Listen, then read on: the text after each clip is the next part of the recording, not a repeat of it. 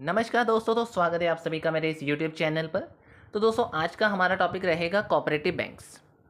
तो सबसे पहले तो हम इस वीडियो में समझेंगे कि कोऑपरेटिव बैंक्स होते क्या हैं, फिर क्या स्ट्रक्चर है आज कोऑपरेटिव बैंक्स का इंडिया के अंदर, मतलब किन किन लेवल पर कोऑपरेटिव बैंक्स रन हो रहे हैं हम वो जानेंगे।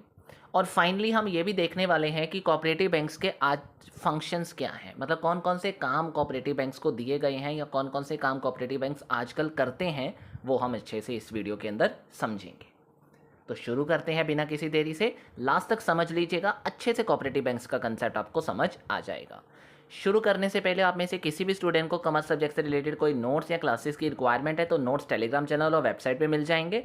और साथ ही साथ दोस्तों, आप में से किसी भी स्टूडेंट को क्लासेस चाहिए ना, ऑनलाइन क्लासेस किसी भी सब्जेक्ट से रिलेटेड कॉमर्स सब्जेक्ट की फील्ड के अंदर, तो आपको वो भी मिल जाएंगी। डिटेल क्लासेस की वीडियो डिस्क्रिप्शन में दे दी गई है। तो चलिए शुरू करते हैं आज का। तो सबसे पहले अब कोऑपरेटिव बैंक्स होते क्या हैं। तो देखो, कोऑपरेटिव बैंक्स वो बैंक होते हैं जो मेंबर्स के म्यूचुअल हेल्प प्रिंसिपल पर चल रहे होते हैं।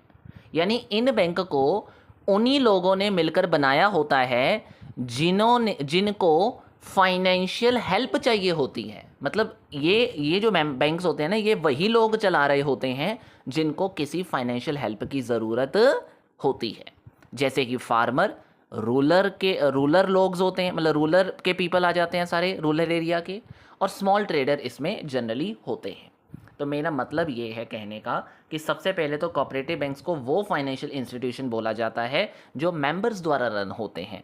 और ये मेंबर्स कौन होते हैं, वो एक प्रिंसिपल पर, मतलब एक पर्टिकुलर प्रिंसिपल उनका होता है क्या, कि उन्होंने म्यूचुअल हेल्प प्रिंसिपल के बेसिस पे काम करना है, सेल्फ हेल्प बेसिस पे काम करना है, डेमोक्रेटिक कंट्रोल के साथ काम करना है। यानी इस बैंक को डेमोक्रेटिक प्रिंसिपल के बेसिस पे चलाया जाता है, मेंबर्स के म्यूचुअल हेल्प प्रिंसिपल पर चलाया जाता है। और उसका मतलब भी मैंने लिखा हुआ है, वन मेंबर वन वोट, जैसे हमारी कंट्री का सिस्टम है, राइट। तो कुल मिला के जो कोऑपरेटिव बैंक्स बने हुए हैं, ये वही बैंक होते हैं जो उन लोगों के द्वारा बनाए गए होते हैं जिनको एक्चुअली में फाइनेंशियल हेल्प चाहिए होती है। यानी हर मेंबर को इक्वल वोटिंग राइट यहाँ मिल जाता है। और जैसे कि कमर्शियल बैंक होते हैं ना, वहाँ इक्वली कोई वोटिंग राइट नहीं होता, वहाँ शेयर होल्डिंग होती है, राइट।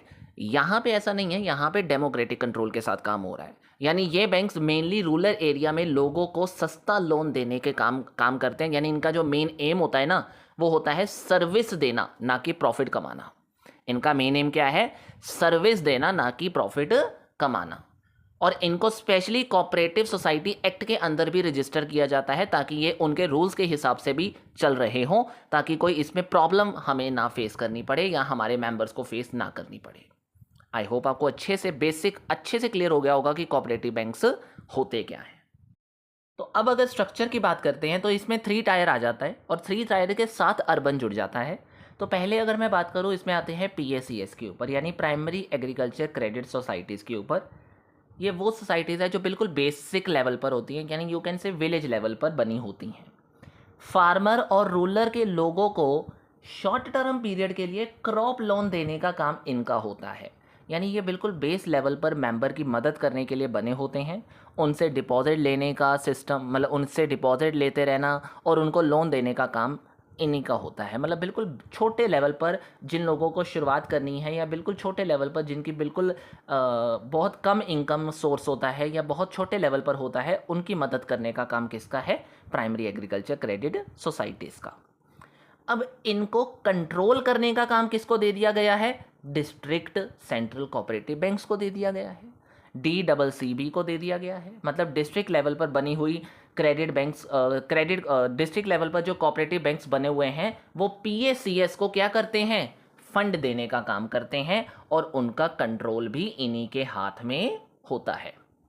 तो PACS के डिपॉजिट को पूल कर लोन देते रहना, ये किसका काम है, डिस्ट्रिक्ट लेवल पर बने हुए क्रेडिट और कोऑपरेटिव बैंक्स का काम माना गया है। कुल मिला के ये क्या करते हैं, ये जो स्टेट लेवल पर बने हुए हमारे कोऑपरेटिव बैंक्स और जो बिल्कुल छोटे लेवल पे यानी बेस लेवल पर बनी हुई जो सोसाइटीज़ हैं, उनके बीच में बेटर लिंक बना रहे, उसका ध्यान कौन रखता है, हमारा डिस्ट्रिक्ट सेंट्रल कोऑपरेटिव बैंक। अब स्टेट लेवल यानी सुपीरियर लेवल आ जाता है, जो एज अ अपेक्स बॉडी काम करता है। यानी जो स्टेट लेवल पर ध्यान देता है सारी चीज़ों का। लेकिन ये स्टेट लेवल पर तो मैनेजमेंट करता ही है, लेकिन साथ साथ ये ध्यान रखा जाता है कि जो डिस्ट्रिक्ट सेंट्रल कोऑपरेटिव बैंक्स जिसके बारे में हमने सेकंड लेवल पर पढ़ा, उनको जो फंड चाहिए वो स्टेट लेवल से प्रोवाइड किया जाता है। यानी कुल मिला के ये हायर अथॉरिटी आ जाती है जो डिस्ट्रिक्ट की मदद करती है और डिस्ट्रिक्ट आगे PACS की मदद करती है। तो कुल मिला के स्टेट वाले क्या करते हैं, हमारे डिस्ट्रिक्ट वालों को रेगुलेट करते हैं और कंट्रोल करने का काम करते हैं, और साथ में जो डिस्ट्रिक्ट वाले हैं वो आगे PACS को कंट्रोल करने का काम करते हैं और उनको फंड देते रहते हैं। अब इसके बाद लास्ट में आता है अर्बन कोऑपरेटिव बैंक्स, जो 3 टायर के एक्स्ट्रा में आ जाता है, यू कैन से लास्ट वाले में आ जाता है, जिसमें क्या होता है, सिटी और टाउन के जो स्मॉल बिजनेसमैन होते हैं ना, या जो स्मॉल ट्रेडर होते हैं, या जो स्मॉल सैलराइज्ड क्लास पीपल्स होते हैं, उनको लोन देना या उनको लोन के साथ साथ बाकी सारी बैंकिंग फैसिलिटी मिलती रहे, इस चीज़ का ध्यान रखना वो किसका काम है, वो अर्बन कोऑपरेटिव बैंक्स का काम है। तो कुल मिला के जो मतलब जो अर्बन वाले बने हुए हैं ना, मतलब अर्बन क्रेडिट कोऑपरेटिव बैंक्स जो बने हुए हैं, उनका रोल होता है अर्बन लेवल पर जो छोटे बिजनेसमैन और ट्रेडर्स हैं उनको वो सारी बैंकिंग फैसिलिटीज़ देना जो बड़े लेवल पर वो हासिल नहीं कर सकते। यानी ये जो रूरल क्रेडिट सिस्टम का पार्ट, मतलब जो रूरल क्रेडिट सिस्टम का पार्ट नहीं होते उसकी, मतलब ये जो अर्बन वाले लोग होते हैं, मतलब ये जो अर्बन कोऑपरेटिव बैंक्स हैं ना, ये रूरल लेवल पे भी नहीं आप कहोगे इनको और बहुत लेवल पे भी नहीं कहोगे। ये वो लेवल है जो rural plus you can say कि जो हायर लेवल है उन दोनों के बीच में। अब आप ये कह सकते हो कि शायद ये डिस्ट्रिक्ट लेवल है, नहीं, मतलब ये वो लोग होते हैं ना जो अर्बन में रहकर भी उतना हासिल नहीं कर पा रहे होते जो एक अर्बन वाले लोगों की स्टेटस में होता है, तो ये उन लोगों की मदद करते हैं। ठीक है जी, तो आई होप आपको स्ट्रक्चर अच्छे से क्लियर हो गया होगा। तो कुल मिला के उसका शॉर्ट वे आपको यहाँ पे दिख जाएगा। प्राइमरी PACS विलेज लेवल पर और फार्मर रूरल बोरवेल्स की मदद की जाती है। डिस्ट्रिक्ट लेवल पर डिस्ट्रिक्ट वाले PACS को प्रोवाइड करते हैं फंड और उनको सुपरवाइज करते हैं, और स्टेट लेवल डिस्ट्रिक्ट वालों को फंड प्रोवाइड कर उनको सुपरवाइज करते हैं, और फाइनली अर्बन वाले अर्बन एरिया के स्मॉल बिजनेसमैन और ट्रेडर्स और बिजनेस मतलब उनको सारी बैंकिंग फैसिलिटी और लोन प्रोवाइड करते हैं। ठीक है जी, अब लास्ट में आते हैं इनके काम क्या है। तो जल्दी से इनके कामों को समझ लेते हैं, जिसमें सबसे पहले है बैंकिंग के फंक्शंस। तो जो कोऑपरेटिव बैंक्स है ना, उनका काम है डिपॉजिट लेना भी और लोन देना भी। तो मैं इसी के साथ जोड़ देता हूं कि इनका अकेला ये नहीं है कि आप कहोगे कि इनका काम कुछ अलग है, नहीं, इनका बैंकिंग के फील्ड के अंदर एक्सेप्ट करना भी इनका काम है, मतलब डिपॉजिट लेना भी इनका काम है, यानी सेविंग अकाउंट खुलवाना, करंट अकाउंट में डिपॉजिट करवाना, FD में डिपॉजिट करवाना, ये वो काम भी करते हैं। और साथ में लोन देने का काम तो मैं बता ही चुका हूँ कि एग्रीकल्चर, रूरल, स्मॉल बिजनेसमैन, इन सबको लोन देने का काम तो इनका है ही है। इसके अलावा चेक क्लियरेंस की फैसिलिटी, ड्राफ्ट इशू, रेमिटेंसेस वगैरह या बिल डिस्काउंटिंग वगैरह, ये सब काम भी इन्हीं के अंडर आ जाते हैं। यानी जो बैंकिंग के नॉर्मल वर्क्स होते हैं वो भी इन्हीं के अंदर आ तो जाते हैं, यानी ये काम भी इनके माने गए हैं। उसके साथ साथ डेवलपमेंटल फंक्शन का काम इनको दिया गया है। डेवलपमेंटल फंक्शन में इनका रोल रहता है कि रूरल एरिया के अंदर फाइनेंशियल इंक्लूजन को प्रमोट करने का काम इनको दिया गया है, कि फाइनेंशियली रूरल एरिया को स्टेबल बनाना है, ये इनका काम है।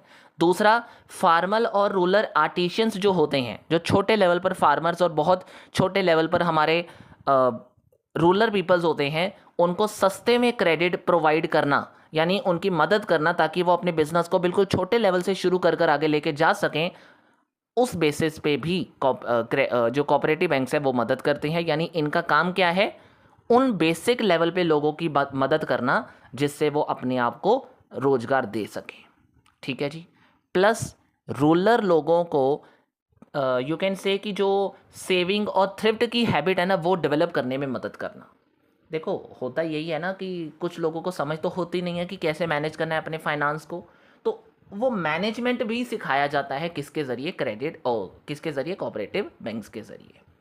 और कोऑपरेटिव बैंक्स का अगला डेवलपमेंटल फंक्शन क्या है, गवर्नमेंट के एग्रीकल्चर और रूरल डेवलपमेंट स्कीम्स को इम्प्लीमेंट करना, implement government schemes for agriculture and rural development. तो कुल मिला के रूरल एरिया और एग्रीकल्चर एरिया में मेन फोकस है किसका, कोऑपरेटिव बैंक्स का।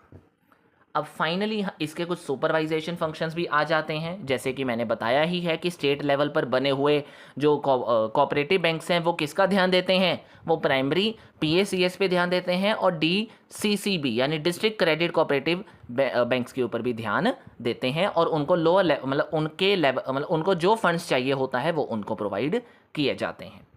इसके अलावा लोअर सोसाइटी के अकाउंट्स का ऑडिट करने का काम या सुपरविजन करने का काम, आफ्टर ऑल कभी कभी ज़रूरत पड़ती ही है ना कि उनके काम को भी चेक किया जाए, उनके काम को भी सुपरवाइज किया जाए, तो वो भी इनका काम होता है। यानी बड़े लेवल पर तो नहीं कह सकते, पर बहुत छोटे लेवल पर जिनकी मदद करते हैं ना ये लोग और जिनके ऊपर ध्यान देना होता है या रेगुलेट करने के लिए जिनको प्रॉपरली चेक करना होता है, उनके ऊपर प्रॉपर सुपरविजन बनी रहे या उनके ऑडिटिंग करना अकाउंट्स की, वो भी इनका ही काम होता है। और इसके साथ साथ सुपरविजन फंक्शन यानी अपर लेवल के अंदर इनके जो काम है उनमें नाबार्ड भी आ जाता है। नाबार्ड मैंने आपको पहले भी बताया, NABARD means national bank for agriculture and rural development, right. तो उसके ज़रिए मतलब नाबार्ड के थ्रू रीफाइनेंसिंग और ट्रेनिंग सपोर्ट भी लेना इसका ही मतलब यू कैन से सपोर्ट जो होता है ना, you can say training support ज़रूरी होता है। तो जो सुपरवाइज़र फंक्शन आ जाता है ना, देखो नाबार्ड एक ऐसी फैसिलिटी है जो सेंट्रल लेवल पे ओपन की गई है ताकि इन सब चीज़ों को सपोर्ट मिल सके, जो चल रही हैं, जो रूरल लेवल पर चल रही हैं, उन सब चीज़ों को सपोर्ट देने के लिए नाबार्ड बना हुआ है। तो कुल मिला के नाबार्ड जो है उसके ज़रिए जो कोऑपरेटिव बैंक्स हैं वो रीफाइनेंसिंग का काम कर लेते हैं बड़े आराम से, और जब ट्रेनिंग सपोर्ट की ज़रूरत होती है वो भी उनको इसके ज़रिए बड़े आराम से मिल जाती है। तो that's all for this cooperative banks. तो आई होप दोस्तों आपको अच्छे से कोऑपरेटिव बैंक्स का मतलब अब क्लियर हो जाना चाहिए। तो बस यही है इस वीडियो के अंदर। क्लियर हो गया है तो जल्दी से वीडियो को लाइक और शेयर कर दीजिएगा। चैनल पे नए हो तो चैनल को सब्सक्राइब करना बिल्कुल मत भूलिएगा।